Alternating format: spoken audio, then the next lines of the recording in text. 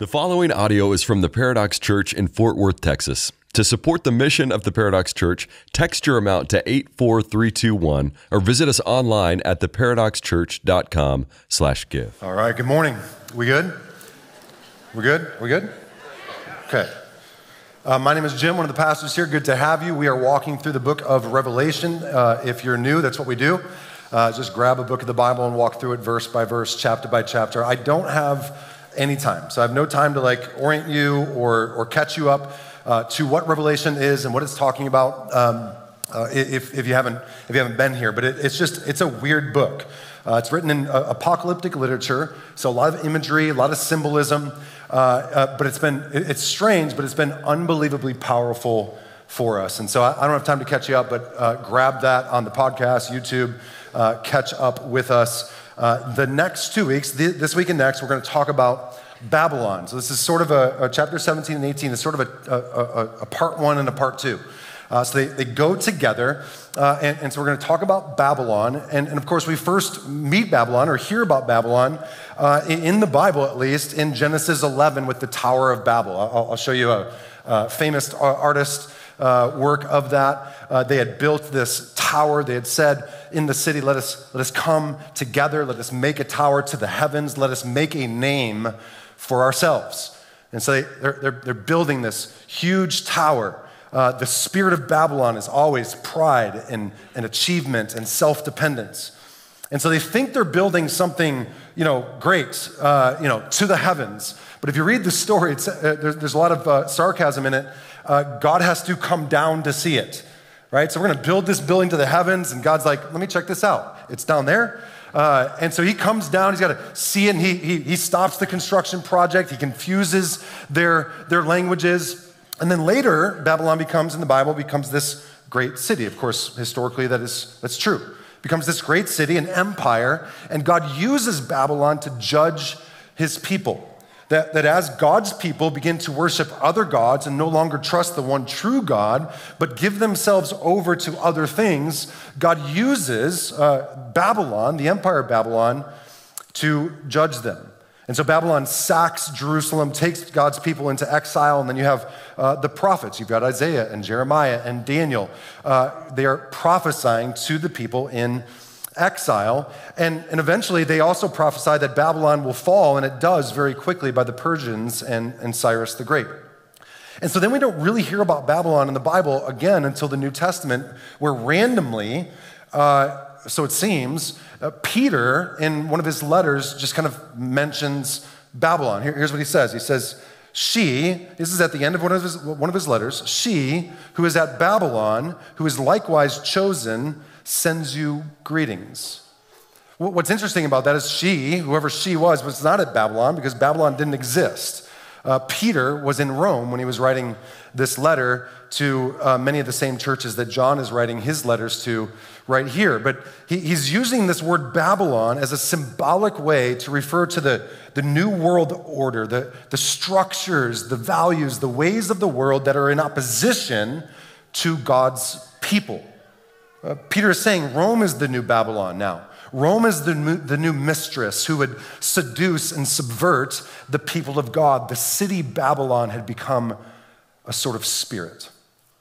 And so Babylon then is called the great prostitute in Revelation. And there's a few reasons why, but at least one of them is this idea of the Old Testament using this imagery where the prophets would describe God's people doing what they do, where they worship other gods, and they would use this language of prostitution.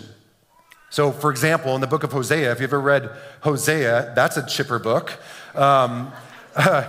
There's this real-time, real-life prophetic image that Hosea lives out in his life, like a sort of living parable where God comes to Hosea, a guy named Hosea, and he says, here's what I want you to do. I want you to marry a gal named Gomer.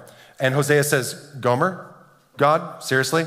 And he's like, yeah, not only is her name Gomer, so be careful when you pick Bible names for your kids, okay? Not every Bible name for your kid is good, okay? Gomer, probably not a great name. Judas, also not a great name, okay? So just don't, Jezebel, right? Okay, so he says, I want you to marry Gomer. Hosea's like, Gomer? Yeah, not only that, but here's the thing. She's going to prostitute herself. In fact, she's a prostitute. I want you to go marry her because I want to show my people that they have cheated on me. God is Hosea in the story. We are Gomer. And if you read Hosea, God will say, he said, there is no faithfulness or steadfast love in my people. There's no knowledge of God in the land.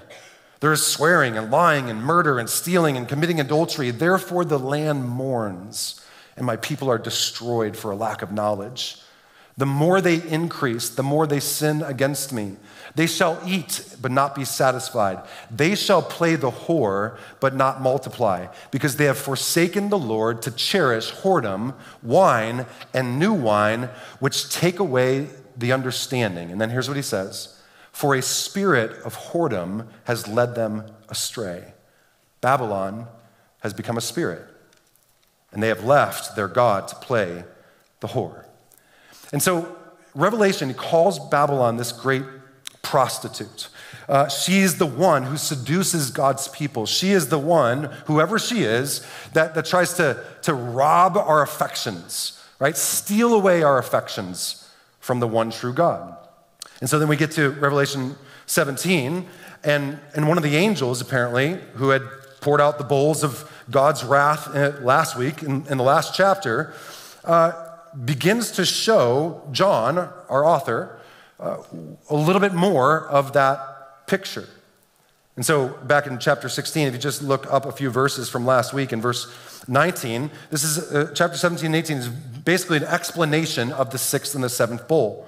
So chapter 16, verse 19, the great city was split into three parts, and the cities of the nations fell, and God remembered Babylon the Great to make her drain the cup of the wine of the fury of his wrath. That's now what chapter 17 and 18 is going to be all about. What was this seventh bowl of God's wrath poured out on Babylon? And so immediately in chapter 17, we find out these three groups of people are influenced by Babylon. Right, so the first, she is seated, verse 1, she is seated on many waters. The original Babylon, the actual historic Babylon, was literally on the river Euphrates. It had this kind of pretty, for its time, complex canal system, this kind of technological advancement. So it literally was seated on many waters. But the angel is going to interpret this later to something completely different. Remember, this is all imagery. So jump down to verse 15. Right, verse 15, he'll tell us, the waters that you saw where the prostitute is seated are peoples and multitudes and nations and languages. That's everyone. That's everything. It's all culture. It's all people. It's every nation. That's who she is seated on. That's who she influences. Right? Babylon isn't just one culture. She's the mother of all cultures. In fact, in verse 5, she's the mother of all prostitutes. So you got to catch this, like her influence is almost omnipresent, right? Her influence is ubiquitous. She's everywhere. Everywhere she is, like a virus, she spreads and affects everything that she touches. So Babylon has an immense amount of cultural influence. And then the second group of people we see are the kings of the earth, verse 2, or the kings of the earth who have committed sexual immorality with her. And so the rulers, the people in power, the people with influence, the people with money, the people who have authority, they are devoted to her. They unite themselves to the prostitute, right? And they are devoted to her. They lay down with her. They're vulnerable to her. They give themselves to Babylon. And then finally, second part of verse 2, the dwellers of the earth, those who dwell on the earth have become drunk on her wine. This would be everyone else, right? They have drunk the Kool-Aid of Babylon. They want what the kings have. They want the power. They want the influence. They want the money. And so they give themselves over to Babylon as well. They drink the Kool-Aid of Babylon, not realizing that she's spiked the punch, right? That she's drugged them. They want what she can give, all that the prestige and the platform, all that the kings of the earth have, and she has them under her influence, right? They are like your drunk friend at the bar. They start saying and doing foolish things because they want what she promises, even though Babylon always overpromises and underdelivers. Always says, here's what you're gonna get. Here's what it'll be like. This is gonna be awesome. And then you drink of her wine and find out it's not that awesome. And so the angel tells John, hey, essentially the whole world is under Babylon's power. Okay, well, what is she like? Well, in verse 3, the angel's gonna give him another vision of Babylon. And so verse 3, he's carried away by the Spirit into the wilderness, and he sees a woman sitting on a scarlet beast. If you've been with us, this should be obvious who this scarlet beast is, right? So scarlet, this is gonna be the first beast that we met back in chapter 13. She's scarlet because the dragon, which is Satan, has made her, right? He has created her in his own image. She is red with 7 heads and 10 horns. That's the same thing as Satan is described as well in chapter 12. And so this is Satan's son, so to speak, made in his image. This is the Antichrist. And we have already talked about all this. This is the Antichrist. This is anti-Christian government. Okay, we define the first beast in chapter 13 as political and cultural powers wielding their power against God's people because Satan wants to legally, politically, physically, and culturally persecute the church into submission. And so the great prostitute, whoever she is sitting on this first beast because they're united. They're married. She gets her power from him, right? This is some sort of unholy matrimony. Okay, this isn't Beauty and the Beast because she's some other kind of B word, okay? This is not, okay, Babylon. I just meant Babylon. All right, so this is Babylon. I don't know what you guys were thinking. Babylon and the Beast. And there's this weird, kind of awkward, unholy marriage between Babylon and the beast. This is a dangerous couple. She is full of blasphemous names. The beast and the woman claim a sort of divine-like status. This is kind of like king and kingdom. The beast is the king, Babylon is the kingdom. She's clothed in luxury, verse 4, right? So she's emanating wealth and money and success. We're gonna talk a lot about that next week. In her hand, though, is this cup, right? It's a golden cup. It looks good on the outside, but it's a cup full of evil. It's abominations and impurities. And then she's got a headband on with her name on it. Okay, she's very much about herself. Babylon, the great, mother of prostitutes and of earth's abominations. And then verse 6, she's drunk on the blood of the church. So here's, like, if you remember anything or get anything out of this is what you need to hear. Babylon hates you. Babylon is not for you. She is drunk on the wine of the blood of the martyrs, right? She loves persecuting the church. She wants to devour us. This is her unholy Eucharist. This is her beast's supper.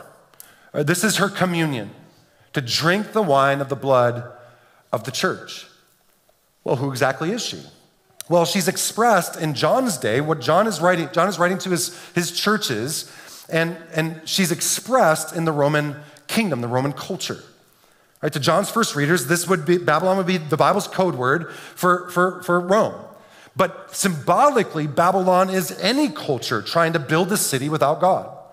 It's any culture trying to build a city without God. It's any community trying to build themselves up like the Tower of Babel without God. It's any culture trying to build community without God. Any culture trying to build commerce without God. Any culture trying to build celebrity without God. Babylon is humanity trying to get the kingdom without the king. Okay, it's a utopian vision of the world. It's this pursuit of heaven's stuff, but without heaven's rule. They want Eden without repentance, right? And so Babylon, she is secularism. She's atheism. She's agnosticism. She is humanism. She is Christianity light in the American church. She is any city, any culture wanting God's gifts, but not the giver himself. And her character is really obvious for John to see and for us to see as well. She's marked by 3 characteristics. One is her affluence. She's all about money, right? In verse 4, she's got purple and scarlet and gold and jewels and pearls. She's seducing with money and wealth and influence and things, right? She is using her money to get what she wants, right? And there's gonna be more next week, okay? If you don't wanna be convicted about money, stay home, okay? Stay home, buy stuff on Amazon, and don't come. So affluence, okay? Second thing that she's characterized by is adultery. In verse 4, in her cup are the impurities of sexual immorality. This is spiritual adultery. This has nothing to do with sex, okay? It doesn't have anything to do with sex, okay? This is spiritual adultery, okay? Babylon wants more lovers. She wants your devotion. She wants your energy and your love. She wants your worship. She wants your desire. Like, she wants you to want her and not God. That's the idea there. Okay? She's seducing you. She's trying to steal you away from the Jesus whom the church is betrothed to. That's what she's doing. And then thirdly is she is marked by, her characteristic is assimilation. Okay, and this is huge. So in verse 5, notice that she is the mother of prostitutes and the mother of earth's abominations. Babylon always wants more kids, okay? And so what she does, her main kind of play, the play that she runs over and over and over again is assimilation. Assimilation was the way that the original Babylon would conquer its nations. So you can conquer a nation through brute force and slavery, okay? You can do that. Or you can do it a little bit more subversively, and you can force another nation into your nation to assimilate into your ways, and then they completely lose who they are. You can do that. That's what they would do, right? So when Babylon conquered Judah in the Old Testament, if you read about it, they take all the nobles and all the educated and all the artists and all the wealthy, and they take them and leave all the poor people back in Jerusalem. They take them to Babylon and begin to assimilate them into their culture. They change their names. Remember Shadrach, Meshach, and Abednego? Those are weird names. That's not their names. That's not their names. Daniel, Belshazzar, whatever his, that's not his name. They changed their identity, right? They're trying to indoctrinate them into Babylonian culture. What Babylon wants to do is isolate you and then assimilate you, right? Steal you away from your community and then change your identity, force you into a different way of thinking about yourself, and then assimilate you into its unholy ways. Why? To colonize you, to exploit you. All of it will be under the guise of success, upward mobility, and human flourishing. And so, big question for us would be this: where in your life do you see Babylon's influence on you? Where in your life do you see Babylon's influence on you? Is it affluence, stuff and money and things? Does it go deeper than that? Is it spiritual adultery? It's not just that you want these things, you trust these things. Right? You desire what Babylon has. Or is it assimilation? Do you find yourself influenced by her assimilation? Like, you have a tendency to find your identity in the ways of the world. You have a tendency of finding yourself way too into the world. It's very hard. It'll be really difficult for the people around you, outside of these walls right now, the people around you to identify you as a Christian. You're awesome in Babylon, but they have no idea that you love Jesus. Where in your life do you see Babylon's influence on you? And then we get to chapter 7, or not chapter 7, verse 7, the next section, and it's a lot of information. Okay, the angel begins to explain the vision to John. It's a ton of information, and it's probably the second most difficult kind of section of Revelation to interpret, besides the whole millennium and 1,000 years thing. That'll be fun.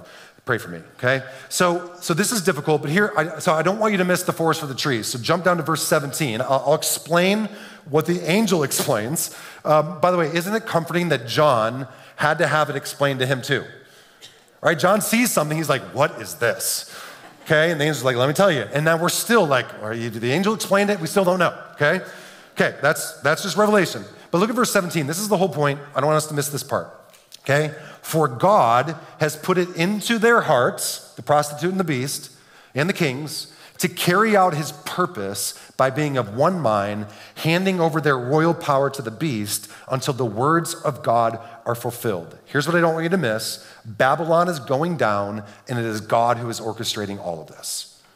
There's never a time where we should be like afraid in Revelation. There's never a time where we should get nervous. There's never a time where God is orchestrating all of this. Literally 10,000 things are happening right now by the will and purpose of God. And he will see his final purpose to the end, okay? Now, what's happening here? What is the angel explaining that I have to explain that really won't be a great of an explanation? Well, first, verse 8, he talks about the beast who was and is not and is to come or is to rise. When we first met the beast in chapter 13, verse 3, here's what we learned. When John first saw him, one of its heads seemed to have a mortal wound, so it died. But its mortal wound was healed, and the whole earth marveled as they followed the beast. It's sort of a mock resurrection, right? Remember, the beast is the Antichrist, is the parody of Jesus. Jesus resurrected, and so the beast has to show his resurrection. And the beast is governments and rulers who oppose God's people. And so when we kill one of them, another head just pops up. When we take down one, anti-Christian government regime or power, another one pops up. That's the idea, is that there was a beast, then there is not, and then there's another one. Pops right back up. Then verse 9, what about some of these numbers? 7 heads, right? 7 heads, 7 mountains. Rome was on 7 hills. They would have thought, oh, he's talking about Rome, okay? But then verse 10, the angel says it's also 7 kings, and 5 have fallen, and 1 is to come. 1 is, and then 1 is to come. What do we make of this? Well, the number of 7 is symbolic for completeness, or maybe a better way of saying that is finality. It's final. Number 7 is done. There's no more after 7, right? And so best interpretation here, and there's 3 of them, but this is the best one. This is all I'm going to take time to give you, is that the 7 heads or 7 kings are all the world kingdoms that are in opposition to Christ. Right? All the world kingdoms over the course of history that are in opposition to Christ. And there might be also an allusion here to the different Roman empires, and maybe there's 7 that John had in mind or that Jesus had in mind as he's giving him this vision. But surely it means the greater symbolic interpretation is that this is the whole number, the final number of all the world kingdoms in opposition to God and his people. And after all the Babylons come, will there finally come this terrible beast at the end, one final Antichrist? Yeah, maybe. Maybe. Surely there is one last worldly kingdom that's set up against God's people. Surely there is one last beast or ruler that is set up against God's people. Will it be greater or worse than the other ones? We don't know. But that's the idea, is that the 7 heads, the 7 kings, are all of the world powers and kingdoms set in opposition to Jesus. Verse 12, we have the 10 horns. What do those mean? Well, Rome was divided into 10 provinces, and they had 10 governors, so certainly there's an allusion to that as well. But also 10 is symbolic for wholeness. It's a little bit different than 7. 7's like finality, perfection. 10 is like wholeness. It's like 10 fingers, 10 toes. 10 used in Revelation has been for the 10 days of tribulation to the church at Smyrna. It just meant the fullness, all of the wholeness of all of their tribulation would be seen. There's 10,000 troops in the 6th trumpet. It's the whole army is the idea. The number 10 is wholeness. And so the angel says these are 10 kings too, so kind of like the 7 heads, but these 10 they're not empires or kingdoms, they're the rulers that we met last week in chapter 16. So chapter 16, verse 14, you have these kings that are assembled for the battle against God at Armageddon. We talked about Armageddon last week. You're gonna have to go grab that. It's kind of anticlimactic, okay? Armageddon's not all that exciting. But this is Armageddon right here. He's talking about that, these 10 kings that are assembled for battle against God. And the point is this, they are the ones who are devoted to the beast, right? They don't worship Jesus, the one true king, but they worship the beast who's been made in the image of the dragon, who is Satan. And so this is Armageddon again. Remember, chapter 17 is just a fuller explanation of the 6th and 7th bowl. And so God is luring them into a trap. This is an ambush. This is why we should not be afraid. Okay, just like last week, look at verse 16 of chapter 17 here. For God has put it into their hearts to carry out his purpose by being of one mind, handing over their power to the beast until the words of God are fulfilled. Verse 18, and the woman that you saw is the great city that has dominion over the kings of the earth. I missed verse 16. That's what I wanted to show you. Verse 16. And the 10 horns that you saw, they and the beast will hate the prostitute. They will make her desolate and naked and devour her flesh and burn her up with fire, for it is God who put that into their hearts. The idea is that God, he's tricking and orchestrating his enemies to work together and then to devour one another. Okay, that's the whole idea. The beast and the kings and the rulers and the prostitute, everything set up against him and his people, they self-destruct. It's God who is luring them into this trap, this ambush at the end. Big idea here is that Babylon is going down, and it is God who orchestrates it. And so John, and Jesus as well, because Jesus is giving him this vision, is writing all of this down to encourage us. Okay? They're telling them this. Remember, they're facing this persecution. These churches that they're writing to, facing this kind of persecution. And so he's written down, telling them, hey, hang in there, have wisdom, this is hard, endure with faith, but Babylon is going down. And so that faces us with another key question. Okay, if Babylon is going down, then here's my question. Are you more a part of Babylon or a part of the church? Are you more a part of Babylon or are you a part of the church? Are you killing it in Babylon but floundering in the church?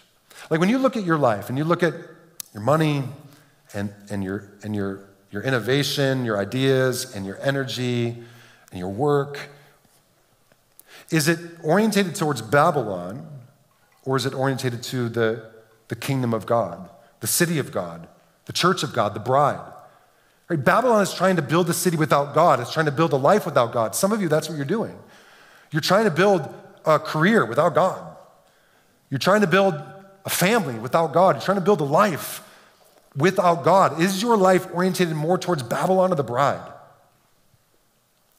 We have to try to see what this vision is doing. John is, in these 3 chapters, 17, 18, and 19, giving us a picture of Babylon.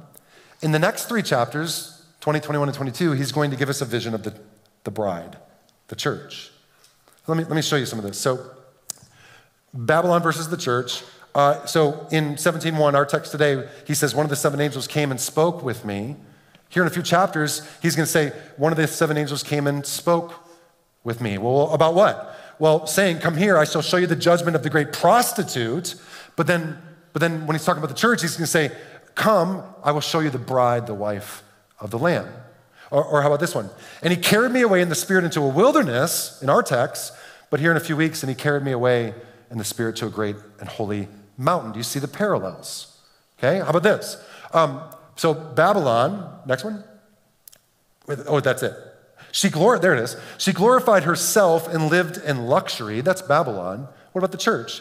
Having the glory of God, its radiance like a pure jewel, like jasper and clear as crystal.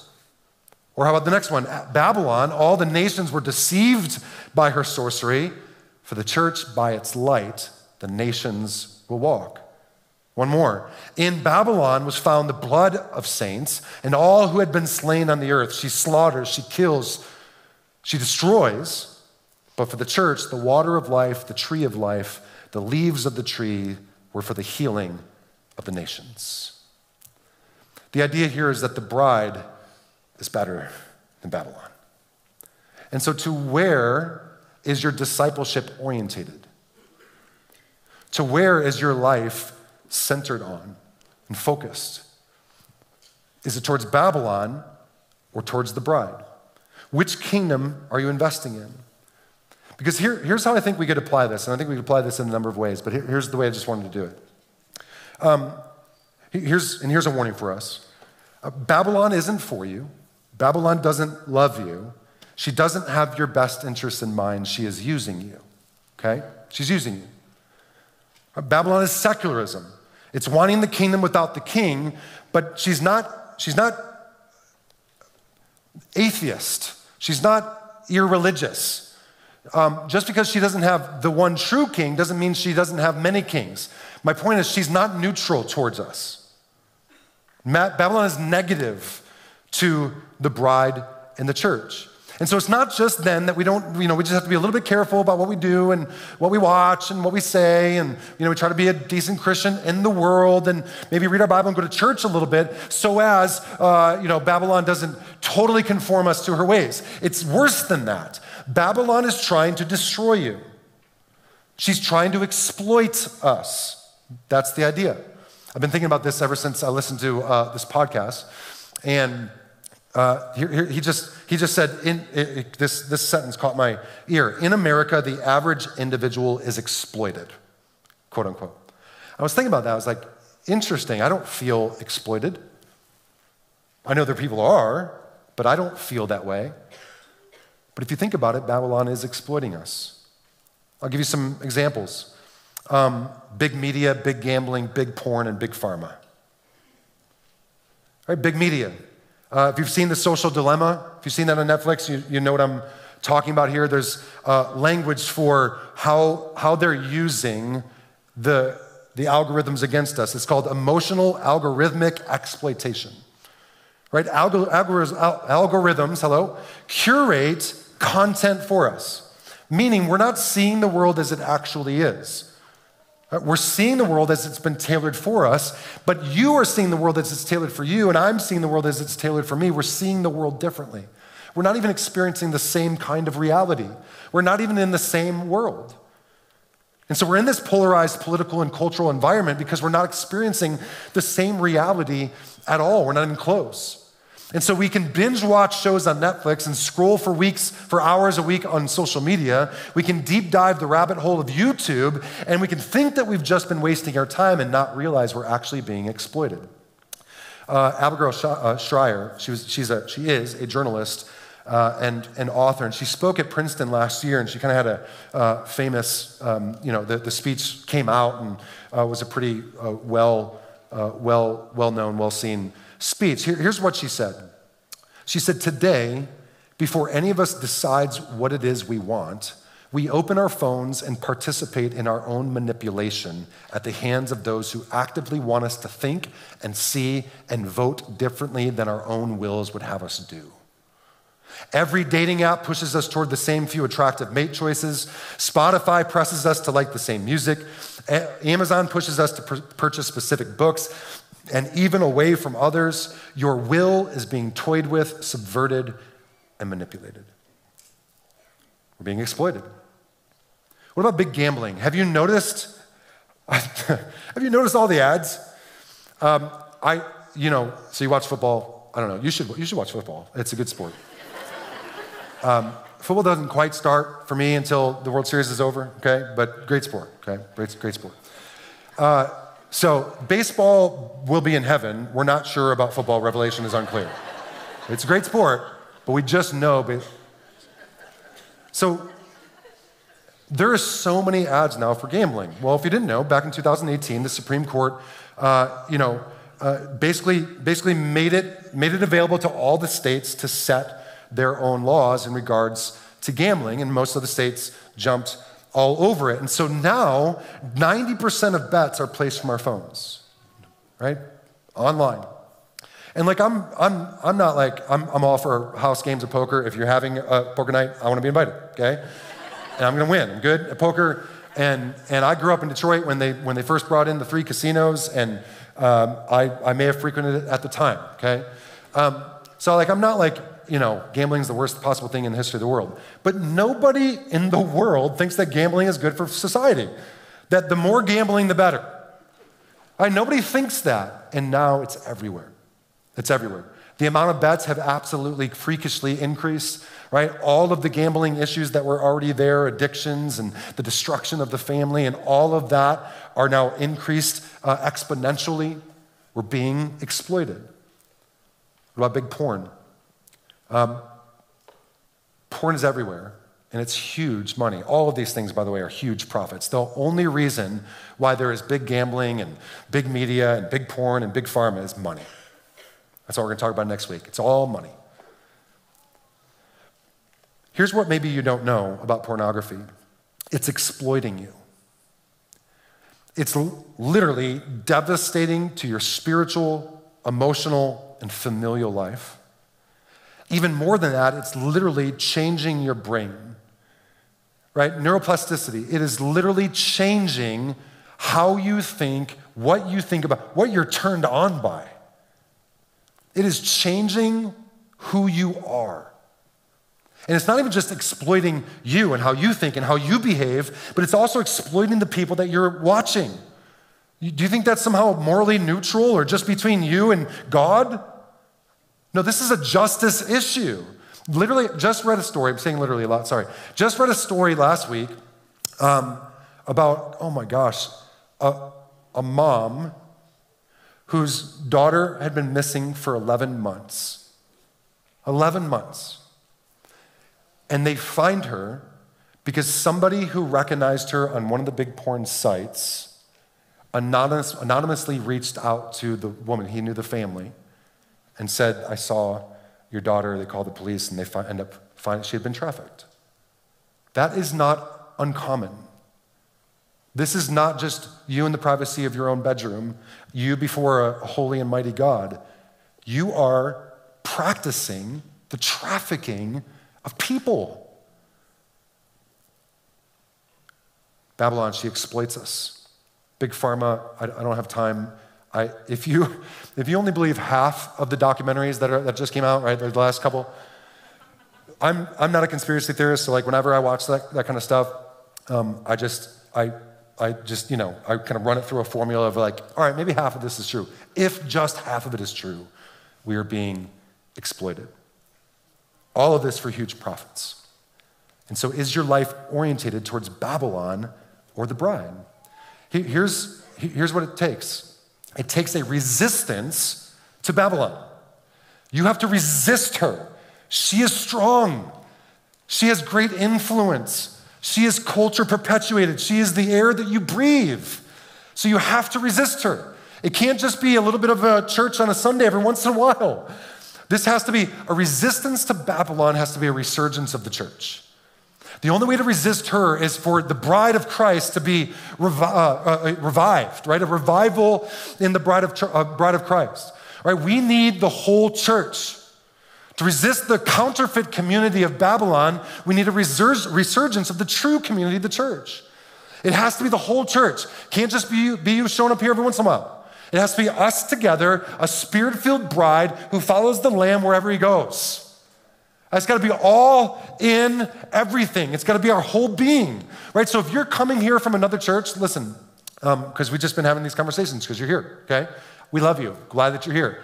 That's all I'm going to say. I love you. I'm glad that you're here, okay? You got to come in here all in. Because what we're trying to do is be all in. Remember, this thing in here has to be stronger than the culture out there. We have to be stronger than the pull out there. And so you got to come in strong. You got to come in all in. Can't just be about really good music. That was awesome, guys, right? Great music this morning. It can't just be about a beautiful building. It's got to be more than that. It's got to be more than that. And I'm not just talking about like money and serving and becoming a member.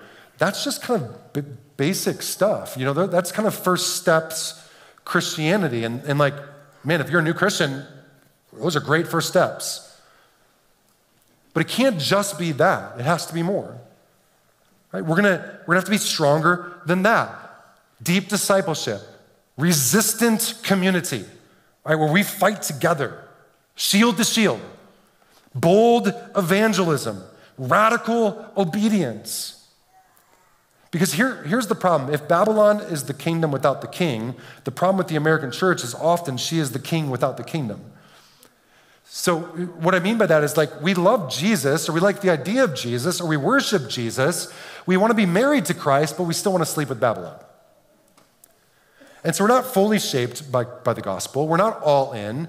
We think that we can follow Jesus and do whatever the hell we want. You can't. Because Babylon will eat you alive. I learned about I learned about a tree. Trees can do this. I didn't know this. So you could have a domesticated fruit tree. So like an ornamental pear tree, for example. If you've ever seen a pear tree, it's beautiful, right? Beautiful flowers, beautiful. My wife loves pear trees. But the problem is, like, if you want a pear tree in your yard, it's going to bear fruit, and then the fruit rots, and the birds come, and the squirrels and the bugs, and you just got fruit all over the ground, and all of that. And so they domesticated some fruit trees. They made it so that the pear tree won't bear fruit. The American church is a lot like her, right? We look like a fruit tree, and we have some pretty flowers, but we don't actually bear any fruit. Right? We look good, the flowers look pretty, but it won't withstand the winds of Babylon, the changing cultural tides. And so we're just a pretty tree on the outside that bears no fruit. We can't be a people, a church, a bride that loves the king but doesn't want to really take part in his kingdom. Some of us, we come in here to church, we look good, we like Jesus a little bit, and there's a therapeutic quality to church. Like, you feel good. When people are singing beautiful songs, it feels good. But we have zero intention of actually submitting our whole life to the king. There's nothing in us that is ready or willing to actually submit ourselves to the king and his kingdom. And we're just a fruit tree that doesn't bear fruit. Babylon is going down. Jesus' bride is going to be forever. Where is your life orientated towards? John, our writer in Revelation, also wrote a letter called 1 John. And he said something similar. He said, do not love the world or the things in the world. If anyone loves the world, the love of the Father is not in him. For all that is in the world, the desires of the flesh, the desires of the eyes, and the pride of life is not from the Father, but is from the world. And the world is passing away along with its desires, but whoever does the will of God abides forever. What is our hope? Our hope is verse 14. They will make war on the Lamb, and the Lamb will conquer them. Why? Because he is the Lord of lords and the King of kings. The beast thinks he's a king. The rulers want to be kings. He's the king. They will make war on the Lamb, and the Lamb will conquer them, for he is the Lord of lords and the King of kings, and those with him. Where are we? We're with him. And those with him are called, chosen, and faithful. See, our hope is that we are with him who will conquer her. Right, we're on the arm of Christ as he wars against the city that hates us. So here's how the Hosea story finishes up. It's interesting because Hosea, he marries Gomer. Remember Gomer? And they actually have some kids. And then here's what's happening. It's crazy. Gomer goes back to prostituting herself. She goes back. And so God comes to Hosea again and says, I want you to go back and get her. Go to her again. Redeem your wife. Save her, rescue her from herself. And here's what he says, because this is what he says to us, his bride, the church. Therefore, behold, I will allure her. I will bring her into the wilderness and speak tenderly to her. And in that day, declares the Lord, you will call me my husband. I will betroth you to me forever. I will betroth you to me in righteousness and in justice, in steadfast love and mercy. I will betroth you to me in faithfulness, and you shall know the Lord. See, what's interesting is in verse 16, it's really telling. The beast actually hates his wife, Babylon. You notice what he says? It's going to make her desolate, naked, devour her flesh. This weird marriage between the beast and Babylon. He hates his wife. Jesus doesn't do that. When you and I go astray, when you and I find ourselves too far up in Babylon, he doesn't destroy us or devour us. He comes after us. And he speaks tenderly to us. I will allure them. I will woo them. When we are wooed by Babylon and all of her purple and riches and all that she offers, Jesus, he woos us back. Jesus, he goes after his wayward wife. The Antichrist consumes his. And so I think the message for us is this. It's what we'll see next week in chapter 18, verse 4. It's come out of Babylon. Come out of her. When you feel your heart drawn to her, where you look at your life and you see parts of your life tied to her, united to her, come out of Babylon. She doesn't love you, Jesus does. She's a liar, Jesus is the truth. She is unfaithful, but Jesus will always be faithful to you. And so, Father, we pray, we ask that you would show us in our life where we are in Babylon. And you would give us strength to come out of her. That you would show us in our life where we have prostituted ourselves with her. And you would show us the grace, the still more grace that you have for us.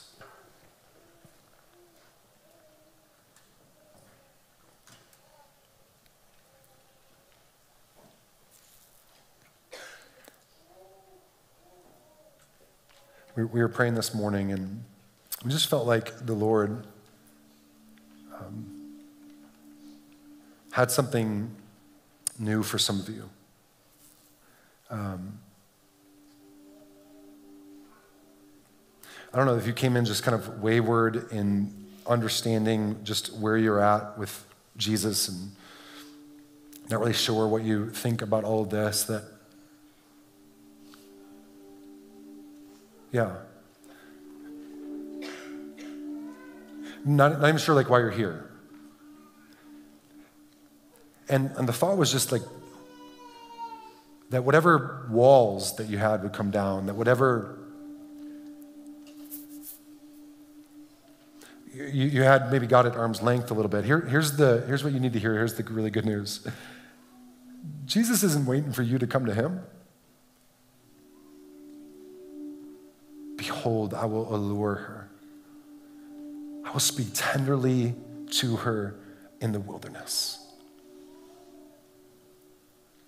The good news of the gospel of Jesus is not that we would fix ourselves up and wash ourselves clean and do right and come to Jesus. The good news of the gospel is that Jesus came to us.